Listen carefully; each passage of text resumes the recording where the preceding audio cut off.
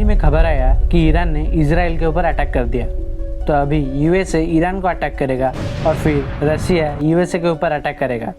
मतलब world war 3 शुरू होने ही वाला है। लेकिन अगर मैं आपसे कहूँ ये सब सिर्फ 5 गायों के लिए हो रहा है, तो इसके बारे में बाइबल एंड मालिका में भी लिखा गया है।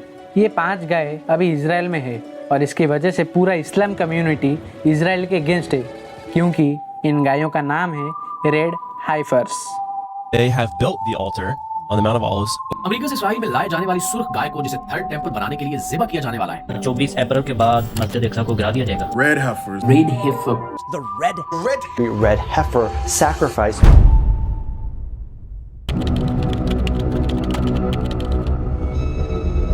ये ऐसे गाय हैं जिनसे कभी दूध निकाला नहीं गया, उनसे कभी भी काम नहीं कराया गया, उनका कभी पार्टनर भी नहीं था।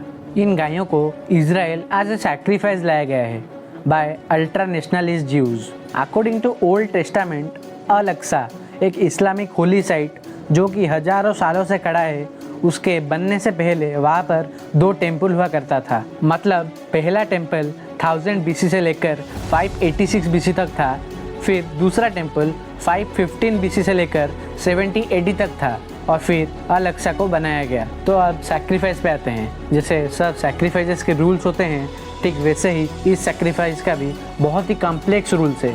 जैसे कि रेड हाइफर का एज 3 साल के ऊपर नहीं होना चाहिए, उसके हॉर्न्स, आईलैशेस सब लाल होने चाहिए। फिर एक प्योर प्रीस्ट रेड हाइफर्स को मार के उनके खून को टेम्पल के डायरेक्शन में 7 बार छिड़केगा। फिर red hyper crimson colour wool, hyssop plant and cedarwood के साथ जलाया जाएगा। ये सब रिचुअल्स अल अक्सा में किए जाएंगे, जिसके बाद मसीहा आएंगे और किंगडम ऑफ गॉड टाइमलाइन शुरू होगा।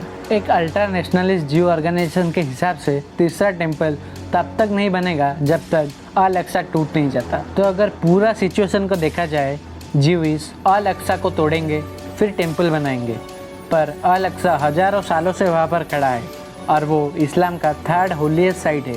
अगर वो टूटेगा, पूरा का पूरा इस्लाम कम्युनिटी इजराइल के अगेंस्ट हो जाएगा और वार डिक्लेयर करेगा। अगर इजराइल के ऊपर अटैक किया जाएगा तो यूएस उसमें ज़रूर पार्ट लेगा, और अगर यूएस पार्टिसिपेट कर रहा है तो रसिया भी आएगा, वो भी इजराइल के अगेंस्ट। तो अभी इंडिया इजराइल को सपोर्ट करता है, पर अगर रसिया ईरान को सपोर्ट करेगा तो इंडिया ना चाहते हुए भी ईरान को सपोर्ट करेगा, बिकॉज रसिया एंड इंडिया का रिलेशन अच्छा है।